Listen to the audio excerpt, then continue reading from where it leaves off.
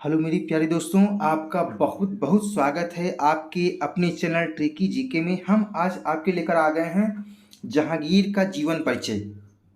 इससे पहले हम अकबर की 3 वीडियो अपलोड कर चुके हैं, जिसमें हम अब अकबर के जीवन चरित्र के बारे में मैंने पहले वीडियो में बताया, दूसरे वीडियो में उनके द्वारा लड़े गए महत्वपूर्ण युद्धों के बारे में बताया, और तीसरे वीडियो में दीन जो इलाही धर्म था जो उन्होंने चलाया उसके बारे में बात की, और नवरत्न के बारे में बात की है। ठीक है, आज हम बात करेंगे जहांगीर की। अगर आपने वो वीडियो नहीं देखे हैं या आपको प्राचीन कालीन इतिहास की तैयारी करनी है तो प्लेलिस्ट में जा करके मैंने फुल डिटेल में अच्छी तरीके से पिक्चर के माध्यम से आपको समझाने का प्रयास किए हैं।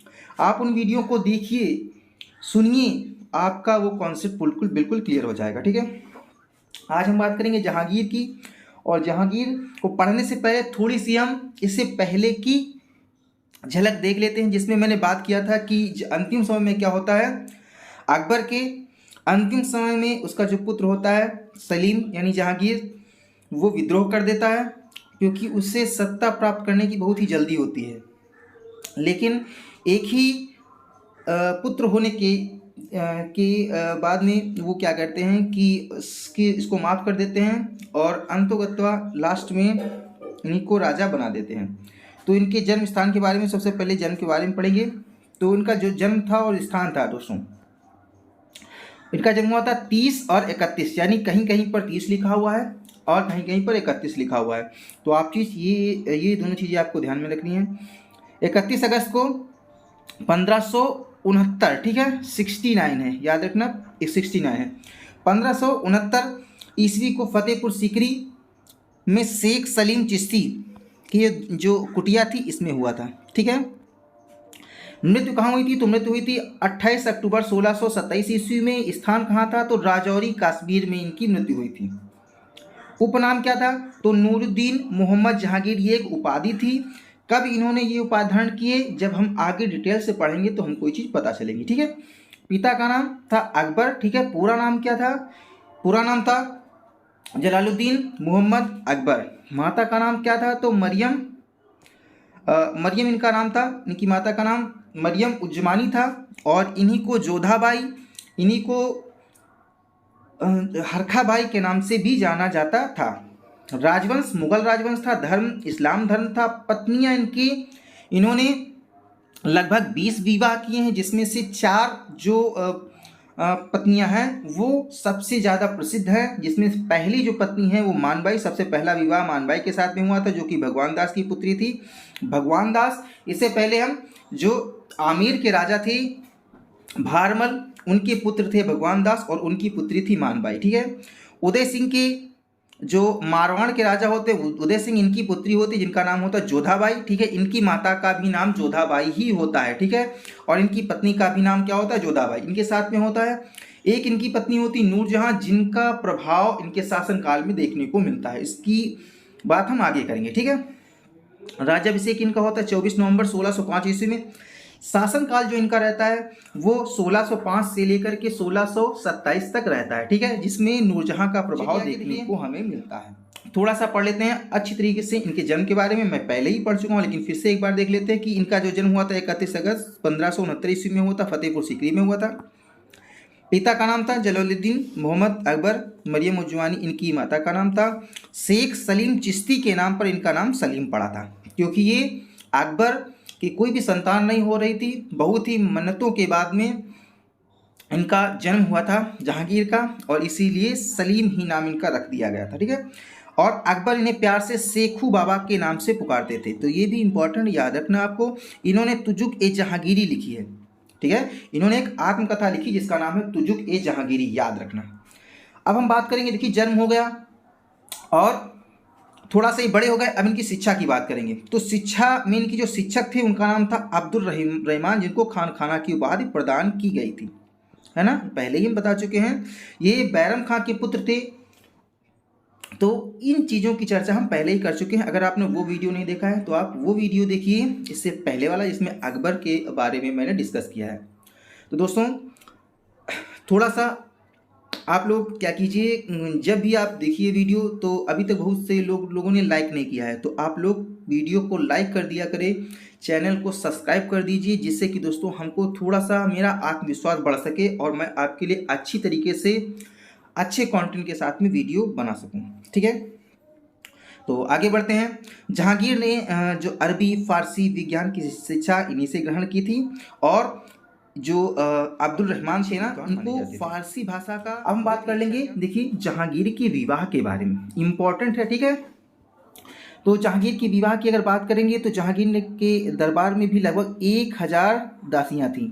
जिस प्रकार से अकबर के दरबार में हरम दल था, 5000 रानियां थी, उसी प्रकार से जो जहांगीर थे उनके भी दरबार में 1000 दासियां थी, लेकिन इन्होंने 20 शादियां कर रखी थी। ठीक है, सबसे इनकी पसंदीदा जो बेगम थी उनका नाम था नूरजहां, और जैसे ही नूरजहां से शादी होती है तो ये राजनीतिक चीज़ों में इंटरफेयर करने लगती हैं। ठीक है, पहला विवाह देखिए, तो पहला विवाह जो इनका हुआ था वो हुआ था 1585 में। यहाँ पर थोड़ा सा मिस्टेक हो गई, आपको याद रखना, यहाँ पर जो है दोस्तों 1585। ठीक है, याद रखना, पहला विवाह 1585 ईस्वी में हुआ था।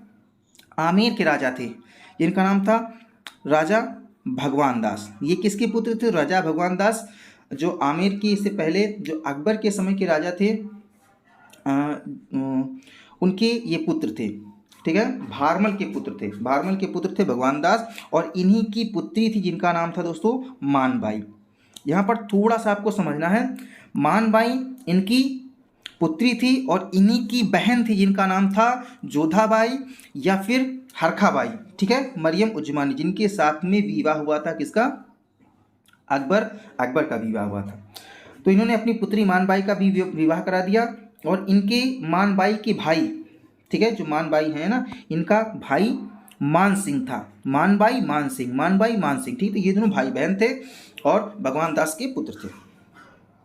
ठीक है, चलिए, मानबाई के गर्भ से खुसरो का जन्म होता है। बहुत इंपॉर्टेंट, खुसरो को आपको याद रखना, खुसरो सबसे बड़ा लड़का है और यही आगे चल करके विद्रोह भी करेगा। तो आपको याद रखना, खुसरो किसका लड़का है? मानबाई का, जो कि मुगल वंश में जहांगीर का सबसे बड़ा पुत्र है। ठीक है, खुसरो के जन्म के बाद में मानबाई साहे बेगम के नाम से प्रसिद्ध हुई। इनका नाम हो गया दोस्तों, एक उपाधि इनको प्रदान की गई, साहे बेगम। तो पहला विवाह भी हो गया जहांगीर का। आप देखेंगे दूसरा विवाह जो होता है जहांगीर का, वो होता है 1586 ईस्वी में। 1 वर्ष बाद में फिर विवाह होता है, क्योंकि उस समय जो जितने भी हिंदू राष्ट्र से राजपूत जो राज्य थे उन पर मुगलों का अधिकार था, और वो क्या करते थे? वैवाहिक संबंध बनाने के लिए प्रेशर डालते थे। तो उसके पश्चात में 1 वर्ष बाद में मारवाड़ के शासक थे जिनका नाम था उदय सिंह। क्या नाम था? उदय सिंह। इनकी पुत्री थी जिनका नाम था जोधाबाई। तो जोधाबाई के साथ में इनका विवाह हो जाता है। जोधाबाई, याद रखना कि जो सलीम है, यानी जो जहांगीर हैं, जो आगे चलकर सलीम जहांगीर के रूप में प्रसिद्ध होंगे, तो इनकी माता का भी नाम था जोधाबाई। क्या नाम था? जोधाबाई। ठीक है, जोधाबाई के गर्भ से ही खुर्रम का जन्म होता है। खुर्रम जो आगे चलकर शाहजहां की उपाधि धारण करके मुगल वंश का शासक होता है। जहांगीर का जो तीसरा विवाह हुआ वो साहिब ए जमाल से हुआ। साहिब ए जमाल से एक पुत्र भी हुआ जिसका नाम था दोस्तों परवेज, जो आगे चलकर गद्दी के लिए विद्रोह भी करेगा। तो ये परवेज को भी याद रखना है आपको, ये तीसरा पुत्र था। ठीक है, चौथा विवाह किया जहांगीर ने। चौथे विवाह जब उन्होंने किया तो ये एक रखेल से किया। इससे उसने शादी नहीं की, बल्कि ये केवल उसको शारीरिक संबंध उससे बनाता था। तो ये शादी किया और इससे एक पुत्र हुआ जिसका नाम था शहरयार। ठीक है, तो शहरयार, इन चारों लोगों को आपको याद रखना। पहला क्या है? खुसरो। ठीक है, खुसरो हो गया। दूसरा खुर्रम हो गया। ठीक है, शाहजहां। तीसरा परवेज हो गया, और चौथा शहरयार। ठीक है, 1611 ईस्वी में जहांगीर ने शेर खां की विधवा जो पत्नी है, शेर खां ये वो वाला नहीं है जो आप शेरशाह सूरी पढ़े हो, ये दूसरा शेर खां है। शेर खां की विधवा पत्नी थी मेहरुन्निसा से विवाह किया और इसे नूरजहां की उपाधि प्रदान की। ठीक है, तो ये चौथा विवाह किया था किसके साथ में? मेहरुन्निसा से, और नूरजहां की उपाधि प्रदान करता है। इससे एक पुत्र होता है, इसका नाम होता है शहरयार। ठीक है, तो आगे बढ़ते हैं, यहाँ तक समझ में आ गया होगा। 4 शादियाँ हो गई मेन। अब क्या होता है शादी के बाद में? जहांगीर क्या होता है? अकबर मर जाते हैं, और उनके मरने के बाद, उनकी मृत्यु के बाद में आ जाता है जहांगीर का होता है राज्यरोहण। तो ये क्या होता है, देखिए इसमें क्या होता है, तो जैसे ही जहांगीर अकबर की मृत्यु होती है तो जहांगीर का राज्याभिषेक 3 नवंबर 1605 ईस्वी में आगरे के किले में होता है। राज्याभिषेक के बाद में जहांगीर ने एक उपाधि धारण की जिसका नाम था नूरुद्दीन मोहम्मद जहांगीर बादशाह गाजी। नूरुद्दीन मोहम्मद जहांगीर बादशाह गाजी की उपाधि धारण करता है जहांगीर। गाजी की उपाधि इससे पहले एक और शख्स धारण करता है, कौन था वो, तो दोस्तों वो था, कौन था, तो वो था बाबर। बाबर गाजी की उपाधि धारण करके गद्दी पर बैठता है। तो इसने भी एक उपाधि धारण की नूरुद्दीन मोहम्मद जहांगीर बादशाह गाजी। और जैसे ये बैठता है तो ये 12 अध्यादेश जारी करता है। ये 12 अध्यादेश कौन कौन से हैं, तो पहला अध्यादेश है, ये क्या करता है, जो छोटे छोटे कर होते हैं ये उनको हटा देता है। तमगा और मीर बाहरी जैसे करों को समाप्त कर देता है। राजमार्गों पर जो राजमार्ग होते हैं वहाँ पर मस्जिदों का निर्माण कराता है। सरायों का निर्माण करवाता है, सराय, ठीक है, यात्रियों को बैठने के लिए जो स्थान होता है सरायों का निर्माण करवाता है। मस्जिद कुएं का निर्माण कराता है। व्यापारियों, तीसरा जो आदेश जारी करता है उसमें कहता है जो व्यापारी हैं, व्यापारी वर्ग की स्वीकृति के बिना उनकी कोई सामान की तलाशी नहीं लेगा। चौथे में बताया कि जो है अगर किसी भी राजा के या किसी भी व्यक्ति की कोई भी उत्तराधिकारी नहीं होता है तो उसकी जो संपत्ति होगी वो सरकारी खजाने में चली जाएगी, जिससे कि जनहित का काम होगा। शराब तथा अन्य मादक पदार्थों की बिक्री और उनके निर्माण पर प्रतिबंध लगा देता है। अपराधियों के घर की जो पहले कुर्की होती थी या उनका जो अंग विच्छेद जैसे दंड दिए जाते थे, उन से नाक काट लेना, कान काट लेना, इस प्रकार के दंडों पर भी उसने रोक लगा दी। ठीक है, तो ये काम जैसे ही वो गद्दी पर बैठता है थोड़ा अच्छे काम करना प्रारंभ कर देता है। सातवें में कहता है वो कि ऐसा है कि जो कृषकों की जो भूमि है उसको अधिग्रहण करने पर रोक लगा देता है। सरकारी अधिकारी या जागीरदारों को अपने क्षेत्र में किसी से अनुचित विवाह करने पर रोक लगा दिया जाता है कि आप मेरा नाम लेकर के या मुगलों का नाम लेकर मुगलों के जो अधिकारी जितने थे उनको मुगलों से जो अपनी जनता से विवाह करने पर वो रोक लगा देता, अनुचित विवाह पर रोक लगा देता। ठीक है, गरीबों के लिए चिकित्सा और सरकारी चिकित्सालयों की स्थापना करता है। और अकबर के जन्मदिन पर या फिर जो है जहांगीर के जन्मदिन या शुभ अवसरों पर पशुवध की पाबंदी लगा देता है। अकबर के समय में समस्त कर्मचारियों जागीरदारों को अपने पद पर बने रहने की अनुमति प्रदान करता है। यानी जो भी अकबर के समय के जितने भी अधिकारी थे वो उसी प्रकार से अपने पद पर बने रहेंगे, उनके वेतन में वृद्धि कर दी जाती है। और दुर्ग और प्रत्येक प्रकार के जो बंदी गृह थे जहाँ पर बंदी बने हुए जो बंदी थे उनको पूर्णतः मुक्त कर दिया जाता है। तो इस प्रकार के 12 अध्यादेश जारी करता है। अब देख लेंगे न्याय की जंजीर। जहांगीर की गद्दी पर बैठने के बाद आगरा के किले व यमुना के तट पर खड़े एक पत्थर के खंभे के बीच में शुद्ध सोने की न्याय की जंजीर लगवाई जाती है। जहांगीर इस न्याय की जंजीर को एक नाम देता है, इसका नाम जंजीर ए अदली कहा जाता है। तो ये क्वेश्चन आया हुआ है, आपको याद रखना है कि जंजीर ए अदली क्या है। तो जहांगीर जो न्याय की जंजीर लगाता है उसे न्याय ए अदली के नाम से जाना जाता है। ठीक है, कहा जाता है इस जंजीर में लगभग 60 घंटियां लगी थी। यह 12 आदेश भी जारी करता है जिसका जो बखान किया गया है दोस्तों वो तुजुक ए जहांगीरी में किया गया है।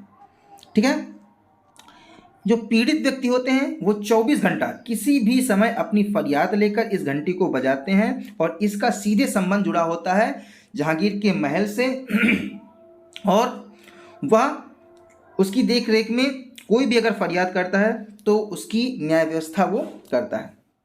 इसके अतिरिक्त जो भी उसके सैनिक होते हैं उन सैनिकों में 20% की में वेतन में वृद्धि कर देता है। ठीक है, तो इस प्रकार से ये काम करता है। और 1606 ईस्वी में 1 वर्ष बाद उसका जो जो पहला पुत्र होता है जो कि सबसे बड़ा होता है, अभी मैंने बताया था खुसरो क्या करता है, ये विद्रोह कर देता है। ठीक है, तो इसके विद्रोह को हम पढ़ लेंगे। तो जहांगीर के जो पुत्र होता है जिसका नाम होता है खुसरो और इसके मामा होते हैं मान सिंह तथा इसका जो ससुर होता है वो होता है मिर्जा अजीज कोका। इन दोनों के उकसाने पर जो खुसरो होता है वो क्या विद्रोह कर देता है और इस विद्रोह को उसके बाद विद्रोह करने के पश्चात में भैरवौल के मैदान में एक युद्ध भी होता है और उसमें खुसरो बंदी बना लिया जाता है। तो ये पूरी कहानी क्या थी, इसको हम अब पढ़ेंगे। ठीक है, तो यहाँ पर देखेंगे खुसरो का विद्रोह।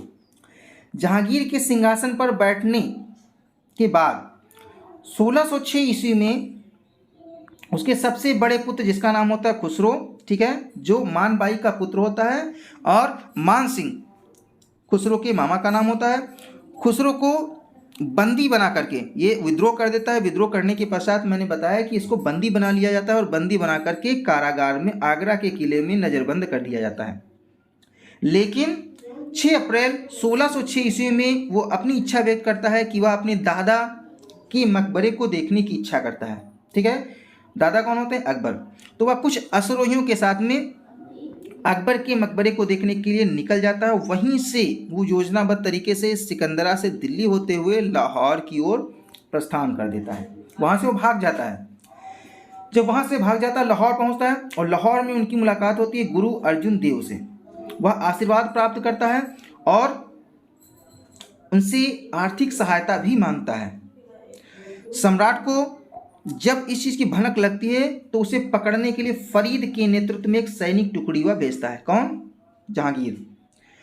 खुसरो इस में पराजित होता है और कुछ दिनों के पश्चात में उसे पकड़ कर लाया जाता है।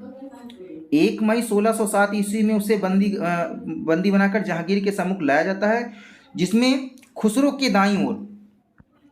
दाईं ओर 2 व्यक्ति होते हैं, यानी दाईं ओर हुसैन बेग होता है और बाईं ओर एक व्यक्ति होता है जिसका नाम होता है अब्दुल रहमान। ठीक है, तो अब्दुल्ला रहमान होते हैं और हुसैन बेग होते हैं। ये क्या करते हैं, ये सहायता करते हैं किसकी, खुसरो की सहायता करते हैं। और एक जो होते हैं वो कौन होते हैं, गुरु अर्जुन देव जी।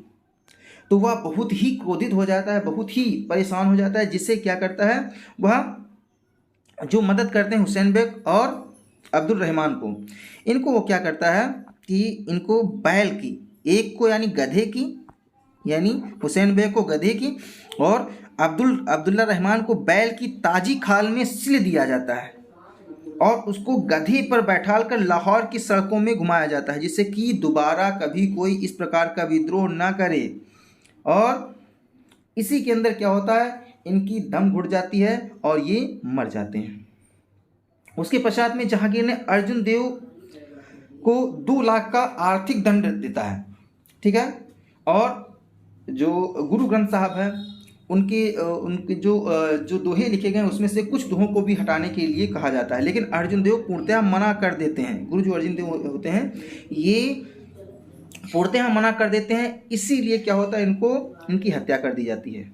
ठीक है, जिससे क्या होता है, ये जो सिख और मुसलमानों का जो विवाद होता है, जो विरोध होता है, वो आगे औरंगजेब के समय तक चलता रहता है। ठीक है, तो ये हुई खुसरो का विद्रोह। अब हम पढ़ेंगे मेवाड़ की संधि। जब आगे खुसरो के विद्रोह के पश्चात में मेवाड़ पर आक्रमण होता है, क्योंकि मेवाड़ पर इससे पहले अकबर ने भी आक्रमण किया था। बार बार आक्रमण करते हैं, लेकिन मेवाड़ पर विजय हासिल वो अकबर भी नहीं कर पाते हैं। तो इसीलिए वो पैतृक चीज ये समझता है कि वो भी अधीन करना चाहता है मेवाड़ को अपनी शर्तों पर। इसीलिए क्या करता है, वो अकबर मेवाड़ को अधीन नहीं कर सका था। जहांगीर ने अपने पिता के समान मेवाड़ पर वो अधिकार करना चाहता है। 1608 ईस्वी में जहांगीर ने अपने दूसरे पुत्र, ठीक है, जिसका नाम था परवेज, और एक सेनापति महावत खां को भेजा। उस समय मेवाड़ के जो शासक थे जिनका नाम था अमर सिंह, ठीक है, राणा अमर सिंह, अपने राज्य की रक्षा करने के लिए बहुत ही प्रयास करते हैं और छापामार युद्ध करते हैं, जिससे परवेज सक्सेस नहीं होता है और उसको वापस बुला लिया जाता है, क्योंकि ये अनसक्सेसफुल हो जाता है। इसके पश्चात में 1 वर्ष के बाद में 1609 ईस्वी में अब्दुल्ला खां के नेतृत्व में दूसरी सेना भेजी जाती है और आरावली के पर्वतों में फिर जगह जगह छापे मारे जाते हैं। लेकिन जो छापामार युद्ध की वजह से जो राणा अमर सिंह हैं वह मुगलों की सेना को बहुत ही परेशान करते हैं, जिसकी वजह से उन्हें फिर सफलता मुगलों को नहीं मिलती और वो वापस चले आते हैं। इस बार जो जहांगीर होते हैं वो स्वयं, जहांगीर ने अजमेर स्वयं आकर शाहजादा खुर्रम को, यानी शाहजहां को 1614 ईस्वी में भेजा। ठीक है, देखिए 1608 ईस्वी, 9 ईस्वी, उसके बाद में 5 वर्ष बाद 1614 ईस्वी में इस बार खुर्रम यानी स्वयं शाहजहां जाता है। और लेकिन क्या होता है, अमर सिंह की छापामार सैनिक कार्रवाई की वजह से जो वहाँ पर जो सैनिक जाते हैं वहाँ पर रसद सामग्री यानी अनाज का रास्ता काट दिया जाता है, जिससे जो मुगल सेना होती है भूखों मरने लगती है।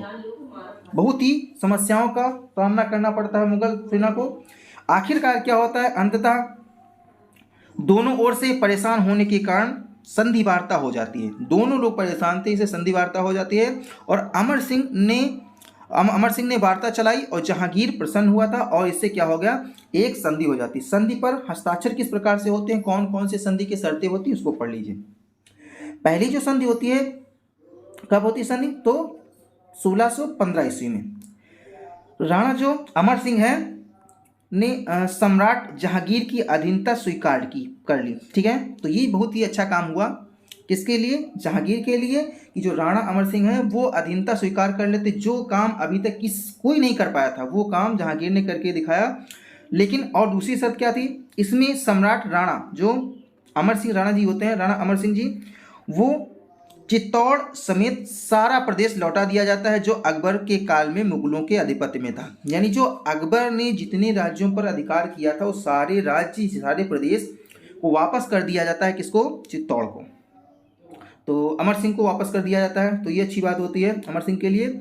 चित्तौड़, लेकिन एक शर्त रखी जाती है कि चित्तौड़ के जो किले हैं, जो किला है उसकी मरम्मत किसी भी प्रकार से नहीं करवाई जाएगी, जो कि अकबर ने वो किला गिराया था। ठीक है, उसकी बड़ी बड़ी दीवारों को जो गिराया था वो किला की मरम्मत करने के लिए निषेध कर देता है। क्यों, क्योंकि अगर फ्यूचर में, भविष्य में यदि किसी भी प्रकार से इस संधि का उल्लंघन होता है तो मुगल सेना आसानी से उस किले में प्रवेश कर सके। ठीक है, तो इसीलिए मरम्मत करने के लिए मना कर देता है।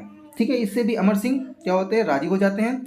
फिर जो चौथी शर्त होती है, वो जो राणा अमर सिंह होते हैं वो कहते हैं कि मुझे किसी भी प्रकार से आपके दरबार में आने के लिए बाध्य ना किया जाए। यानी किसी भी सम्राट को किसी भी सम्राट यानी जो राजपूत सम्राट को जो हमारे जो एरिया के हैं, यानी हमारी जो राज्य के जितने जो राजा हैं उनको मुगल दरबार में पेश होने की ज़रूरत नहीं है। ठीक है, तो ये संधि हो गई।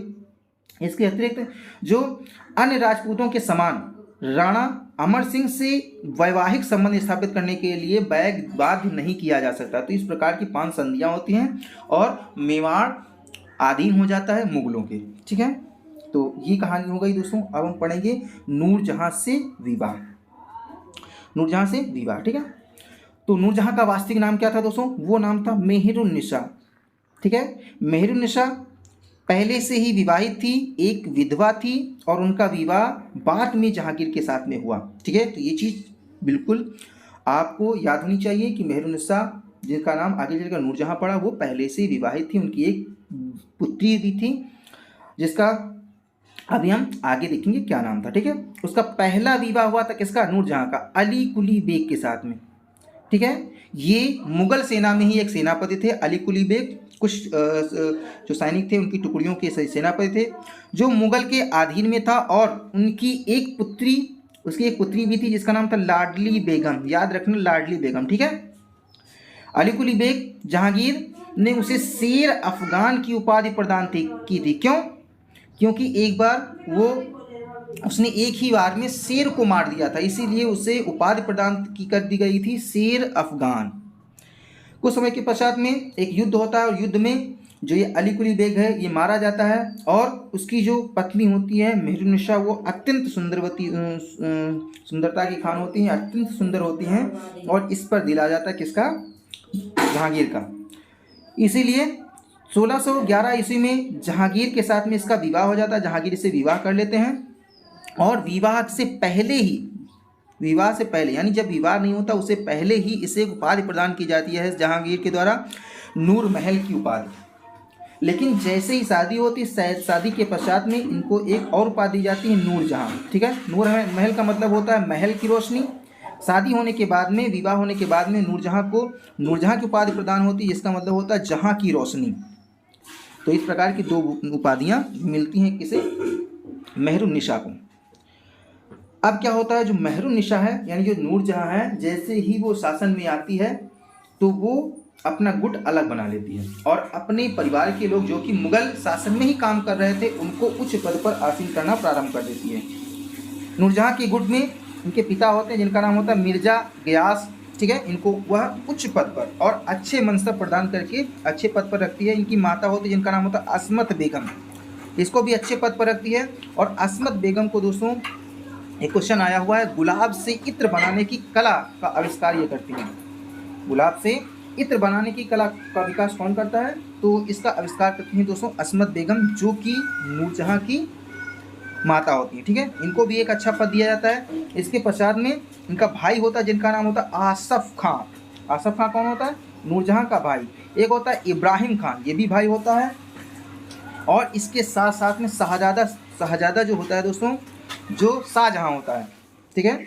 शाहजहाँ ये भी क्या होता है, जो आगे चलकर शासक बनता है, ये भी इनके नूरजहाँ के गुट में ही प्रारंभ में शामिल होता है या इन्हीं के गुट में शामिल होता है। तो ये 5 लोग जो कि मुख्य भूमिका निभाते हैं इस गुट में, किसी भी प्रकार से शासन का संचालन है वो जहांगीर के हाथ में ना रहकर इस गुट के हाथ में चला आता है, ठीक है। ये चीज़ समझ में आई। नूरजहाँ से तो ये वही वाला है, ठीक है। इसमें जब विवाह होता है तो आगे की कहानी थोड़ी सी बाकी देख लीजिए। नूरजहाँ का भाई होता है जिसका नाम होता है आसफ खां, ठीक है। मैंने बताया आसफ खां। आसफ खां लेकिन चाहता है कि उसका ये क्या करता है, अपनी पुत्री की शादी कर देता है किसके साथ में? खुर्रम के साथ में, यानी शाहजहाँ के साथ में अपनी पुत्री का शादी कर देता है आसफ खां, ठीक है। तो ये तो बन जाता है ससुर। ये चाहता है कि जो खुर्रम है यानी जो शाहजहाँ है वह शासक बने। वास्तव में खुसरो के बाद में सबसे बड़ा कौन होता है दोस्तों? खुसरो होता है, ठीक है। खुसरो के बाद में वही सबसे योग्य होता है और वही शासक बनने की श्रेणी में था। तो इसीलिए क्या होता है कि ये चाहता है कि ये खुर्रम बन जाए। लेकिन नूरजहाँ क्या चाहती है? नूरजहाँ भी चाल चलती है और नूरजहाँ अपनी जो पुत्री होती है लाडली बेगम, है ना, मैंने बताया लाडली बेगम का जो विवाह होता है वह शहरयार से करवा देती है, ठीक है। तो मैंने शहरयार के बारे में पहले बताया कि आसफ खां नूरजहाँ के बीच में विवाद होना शुरू हो जाता है, क्योंकि ये नूरजहाँ अपनी पुत्री लाडली बेगम का विवाह किसके साथ में कराती है? शहरयार के साथ में। और ये चाहती हैं कि शहरयार ही आगे चलकर शासक बने। तो इस प्रकार से विवाद छिड़ जाता है किसके बीच में? भाई बहनों यानी नूरजहाँ और आसफ खां के बीच में। चलिए उधर विवाद चल रहा है, लेकिन क्या होता है कि ये जो गुट है वो दक्षिण की विजय करने के लिए प्रयत्नशील रहता है। तो ये दक्षिण की विजय करता है क्योंकि उत्तर भारत पर इसका अधिकार हो जाता है। अब देखेंगे दक्षिण भारत की विजय। 1608 ईस्वी में अब्दुल रहीम खानकाना के नेतृत्व में मुगल सेना दक्षिण विजय के लिए भेजी जाती है, ठीक है। अपनी संपूर्ण शक्ति लगा देने पर भी जो खानकाना जी हैं ये अहमदनगर के प्रधानमंत्री जिनका नाम होता है मलिक अंबर, बहुत ही टैलेंटेड, बहुत ही शक्तिशाली एक सेनापति होता है जो गोरिल्ला युद्ध की पद्धति में बहुत ही निपुण होता है। इससे ये मुगलों के छक्के छुड़ा देता है। जहांगीर ने उसके बाद पश्चात में परवेज को भेजा, अपने जो जहांगीर को परवेज को भेजता है और परवेज को भी हराकर मारकर भगा देता है। कौन? मलिक अंबर। तो इस प्रकार से अहमदनगर को ये लोग जीत नहीं पाते हैं और 1611 ईस्वी में अब्दुल्ला जो खान ने गुजरात की ओर आक्रमण कर दिया। यानी क्या किया? अब्दुल्ला खान गुजरात की ओर आक्रमण करता है, लेकिन जो मलिक अंबर होते हैं वो गोरिल्ला सैनिक के द्वारा मुगलों पर टूट पड़ते हैं, जिससे मुगलों की भारी क्षति होती है और मुगलों का जो तख्ते ताऊत है वो हिल जाता है। तो मलिक अंबर से क्या होता है, जो शाहजादा खुर्रम यानी शाहजहां बहुत ही परेशान हो जाता है और स्वयं शस्त्र उठा लेता है और वह तेज गति से 1617 ईस्वी में बुरहानपुर की ओर बढ़ता है और वो अपनी विशाल सेना लेकर के मलिक अंबर के पास में पहुंचता है। मलिक अंबर जैसे ही देखता है इतनी विशाल सेना, वो भयभीत होकर सभी शर्तें मानने के लिए तैयार हो जाता है और अधीनता स्वीकार कर लेता है। तो इस प्रकार से अहमदनगर भी अंडर में आ जाता है किसके? मुगलों के। तो इस महान विजय के कारण क्या होता है, जहांगीर बहुत ही खुश हो जाता है और अपने आप को यानी खुश होकर के शाहजहां की उपाधि प्रदान करता है। यानी जो खुर्रम को एक उपाधि प्रदान करता है शाहजहां, तो शाहजहां की उपाधि कब प्रदान की गई? तो दक्षिण विजय के बाद में, जब अहमदनगर पर अधिकार हो जाता है मुगलों का, तो जो खुर्रम होता है उसे उपाधि दी जाती है जहांगीर के द्वारा शाहजहां की। ठीक है, इसको आपको याद रखना है। तो इसके पश्चात में वह क्या करता है, अगला शासक बनने के लिए, अगले दावेदारी के लिए कि और कोई शासक ना बने, इसीलिए जो सबसे अपना बड़ा भाई होता है खुसरो की हत्या कर देता है 1621 ईस्वी में। तो इस प्रकार से खुसरो की का भी चैप्टर क्लोज हो जाता है। अब हम बात करेंगे जब देखता है शाहजहां, क्योंकि वो शासक बनने के लिए खुसरो को मार देता है, लेकिन देखता है कि उसकी चलती नहीं है, क्योंकि अभी भी नूरजहां शासन में होती है, इसीलिए शाहजहां विद्रोह कर देता है। कैसे विद्रोह करता है, चलिए देखते हैं। जहांगीर द्वारा अत्यधिक मदिरापान व अफीम खाने के कारण उसका शरीर धीरे धीरे कमजोर पड़ जाता है, क्योंकि वो कह भी देता है, जहांगीर कहता है कि मेरी जो शासन की बागडोर है, मैंने ये जो शासन है वो एक प्याला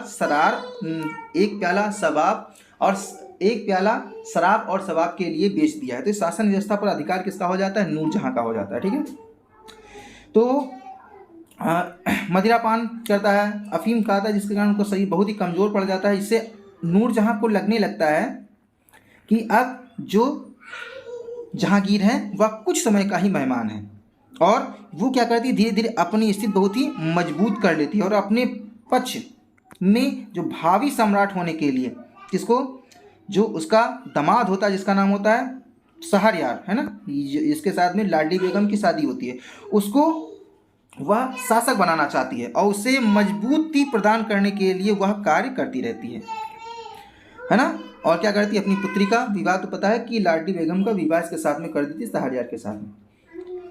इस चीज़ को देख करके जो शाहजहां है वो क्या करता है, विद्रोह कर देता है, क्योंकि शाहजहां चाहता है कि मैं ही शासक बनूं, और वह योगी भी होता है। तो इसीलिए वह इस नाराजगी के कारण चला जाता है दक्षिण बिहार। ठीक है, यानी दक्षिण चला जाता है और वहाँ पर अपनी स्थिति को मजबूत करता है, और फिर आगरा की तरफ कूच करता है, यानी आगरा की तरफ आ जाता है युद्ध करने के लिए। नूरजहां क्या करती है, जो कुशल सेनापति तो महावत खां, इसको सेनापति बनाती है और शाहजहां को कुचलने का दायित्व सौंप देती है। उसने यह दायित्व तो बेखूबी वह निभाया, कौन, महावत खां, और विद्रोह का दमन कर दिया।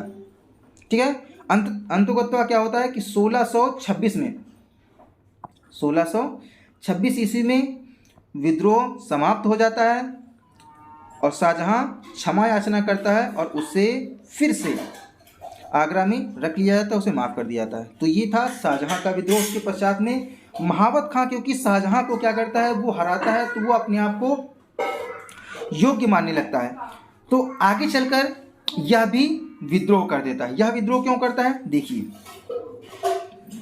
महावत खां द्वारा शाहजहां के विद्रोह को दबाने के कारण उसके मान सम्मान में वृद्धि हो जाती है। अब वह शाहजहां के अलावा किसी के आदेश को नहीं मानता है, क्योंकि शाहजहां को अपने गुट में शामिल कर लेता है, वह केवल उसी का आदेश मानता है। नूरजहां द्वारा सम्राट की शक्तियों को लेने के बाद महावत खां ईर्ष्यालु हो जाता है। ठीक है, वो ईर्ष्या करने लगता है कि अब तो जो कुछ मैं कहूँगा वही होगा, क्योंकि नूरजहां जहांगीर से विवाह करने से पहले एक साधारण रमणी थी। महावत खां ने राज सिंहासन पर परवेज का समर्थन किया था। यहाँ पर जो महावत खां होता है वह परवेज का जो है चाहता है कि यह सिंहासन पर बैठे। ठीक है, शाहजहां आसफ खां शाहजहां को बनाना चाहता है, नूरजहां शहरयार को बनाना चाहते हैं, और खुर्रम का तो काम खत्म ही हो जाता है। तो ये अलग अलग 3 पॉइंट बन जाते हैं। ठीक है, वह को कतई इस चीज़ को सहन नहीं करता है कि शहरयार किसी भी प्रकार से राजा बने। अगर शहरयार बन जाएगा तो नूरजहां की जो शक्ति है वो वृद्धि हो जाएगी। इसीलिए वो नूरजहां नहीं चाहती है किसी प्रकार से ये जो महावत खां है वह विद्रोह करे। इसीलिए क्या करती है, वो महावत खां को आगरा से दूर बंगाल जाने का आदेश दे दिया जाता है। महावत खां ने बंगाल पहुंचकर विद्रोह कर दिया। राजपूतों का सहयोग लेकर आगरा की ओर वो चल दिया कि अब तो जो मैं चाहूँगा वही होगा। उसने राज सत्ता को हिला कर रख दिया, लेकिन जहांगीर के कहने पर उसके सम्मुख आ गया और अपने दोषों की सजा मानने लगा। ठीक है, तो क्योंकि महावत खां बहुत ही टैलेंटेड आदमी था, बहुत ही योग्य सेनापति था, उसने मुगल जो सेना थी उसको धूल चटा दिया। लेकिन क्योंकि जहांगीर अभी जीवित था, जहांगीर के कहने पर वह अपनी गलती को स्वीकार करता है और क्षमा याचना करने लगता है। नूरजहां तथा आसफ खां महावत खां को समाप्त करना चाहते हैं, क्योंकि जानते हैं अगर नूरजहां चाहती है कि अगर ये जीवित रहेगा तो आगे चलकर ये हमारे लिए समस्या क्रिएट करेगा, इसीलिए। और आसफ खां भी चाहता है कि अगर ये जीवित रहेगा तो जो शाहजहां को कभी भी राजगद्दी प्राप्त नहीं हो सकती, इसीलिए वो दोनों इसको अपने रास्ते से हटाना चाहते हैं। लेकिन उनके प्रयासों में उनका जो प्रयास होता है विफल हो जाता है और जहांगीर से मिलकर एक बार फिर शासन व्यवस्था सुदृढ़ हो जाती है और शासन व्यवस्था अच्छी चलने लगती है। ठीक है, तो महावत खां इसमें मेन रोल निभाता है और जहांगीर के साथ में मिलकर के शासन को सही कर देता है, यानी शासन सत्ता सही चलने लगती है। अंततः क्या होता है कि जहांगीर की मृत्यु हो जाती है। ठीक है, रोगग्रस्त के होने के कारण 7 नवंबर 1627 ईस्वी को भीमवार के समीप इसकी मृत्यु हो जाती है। उसे लाहौर के निकट सहादरा नामक स्थान पर रावी नदी के तट पर दफनाया जाता है। तो क्वेश्चन ये वाला बनता है कि जो जहांगीर है इसको कहाँ दफनाया जाता है, तो याद रखना शहादरा जो कि लाहौर में पड़ता है। कौन सी नदी के किनारे, तो रावी नदी के किनारे। ठीक है, तो इस प्रकार से जहांगीर की मृत्यु हो जाती है और ये शासन व्यवस्था होती है किसकी, जहांगीर की। अब देख लेंगे जहांगीर से रिलेटेड जो जहांगीर कालीन चित्रकला और हाँ जहांगीर कालीन चित्रकला देख लीजिए। जहांगीर ने सिकंदरा में, कहाँ पर, जहांगीर ने सिकंदरा में अकबर का मकबरा बनवाया तथा लाहौर मस्जिद का निर्माण करवाया। ठीक है, तो ये इंपॉर्टेंट है। जहांगीर ने फारसी भाषा में अपनी आत्मकथा भी लिखी जिसका नाम था तुजुक-ए जहांगीरी। मुगल सम्राट जहांगीर को चित्रकला का बेहद शौक था, इसीलिए चित्रकला का स्वर्णिम युग भी कहा जाता है जहांगीर के शासनकाल को। उसने अपने शासनकाल में चित्रकला को काफ़ी बढ़ावा दिया। ठीक है, जहांगीर के दरबार में अब्दुल हसन, मोहम्मद मुराद, आगारजा, मनोहर, गोवर्धन, मंसूर, बिशनदास, गोवर्धन और मनोहर जैसे कुशल चित्रकार शामिल थे। ठीक है, जहांगीर के इस काल को चित्रकला का स्वर्णकाल कहा जाता है, याद रखना इंपॉर्टेंट है। ठीक है, और जो शाहजहां का समय था वो स्थापत्य काल का स्वर्णकाल कहा जाता है। मुगल सम्राट जहांगीर ने अपनी कथा लिखी जिसका नाम था तुजुक-ए जहांगीरी में लिखा था कि कोई भी चित्र किसी भी व्यक्ति, मृतक या फिर जीवित व्यक्ति द्वारा बनाया गया हो, यानी कोई भी अगर चित्र, उस समय का कोई भी चित्र किसी इससे पहले वाले उसके जो समकालीन अगर किसी ऐसे व्यक्ति के द्वारा बनाया गया जो एक मर गया, जिसकी मृत्यु हो गई है, या किसी जीवित व्यक्ति के द्वारा बनाया गया है, तो कहता था मैं तुरंत बता सकता हूँ कि यह चित्रकारी यह किसकी कृति है। इतना टैलेंट था उसमें चित्रकारी को लेकर के। ठीक है, तो दोस्तों यहाँ पर जहांगीर का चैप्टर क्लोज होता है। अब हम बात करेंगे शाहजहां की। यदि आपको वीडियो अच्छा लगा हो तो कमेंट के माध्यम से अवश्य बताइए और वीडियो को लाइक कीजिए, शेयर कीजिए, जिससे कि हमको थोड़ा आत्मविश्वास प्राप्त हो सके और हम आपके लिए अच्छी वीडियो ला सकें और अच्छी तरीके से मैं आपको डिफाइन कर सकूं। ठीक है, थोड़ा सा यूट्यूब पर अभी बहुत अच्छी तरीके से एक्सपीरियंस नहीं पढ़ाने का, लेकिन अगर आप लोग साथ दोगे तो ये काम मैं बखूबी कर सकता हूँ। और मिलते हैं अगली वीडियो में।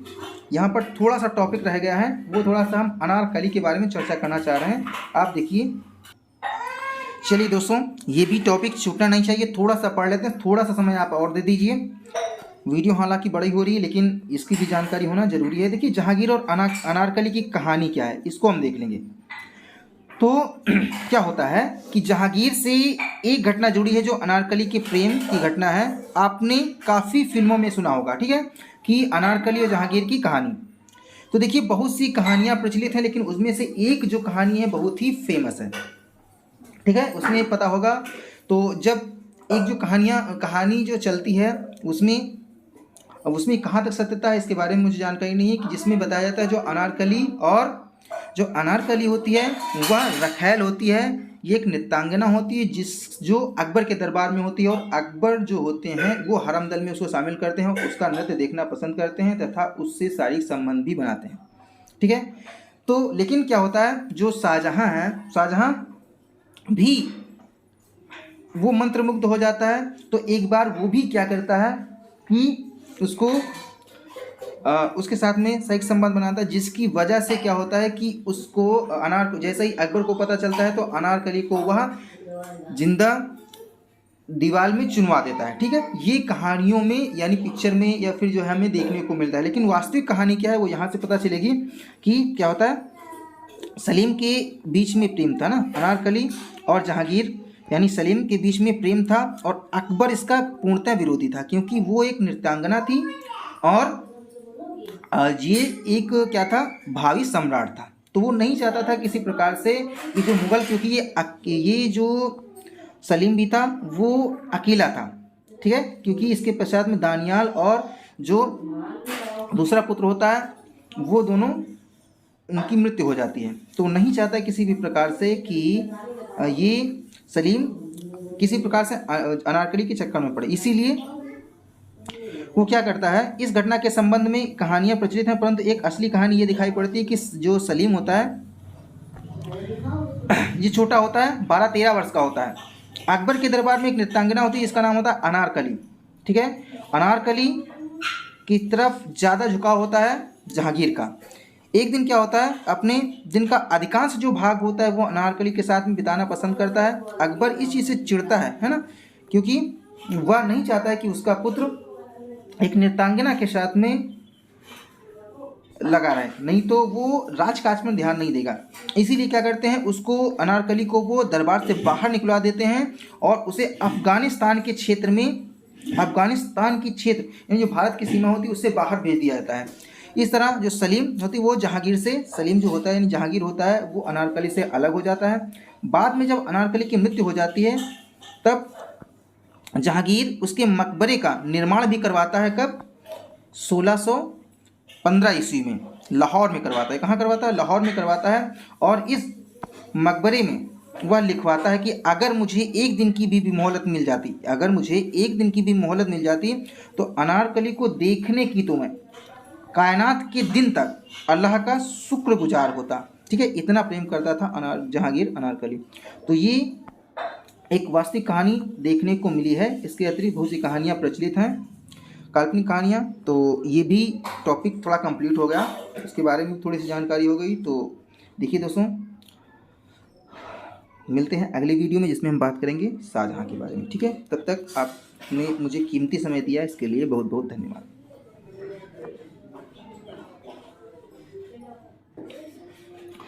तो ये वीडियो आपको दोस्तों कैसा लगा कमेंट के माध्यम से अवश्य बताइए। और यदि वीडियो आपको अच्छा लगा, थोड़ी सी भी जानकारी इससे प्राप्त हुई तो दोस्तों मेरे इस चैनल को सब्सक्राइब कीजिए, वीडियो को लाइक कीजिए और अधिक से अधिक शेयर कीजिए, जिससे कि आप तक आने वाला वीडियो है वो पहुंच सके। मिलते हैं अगले वीडियो में, तब तक अपना ख्याल रखिए। वीडियो को देखने के लिए धन्यवाद।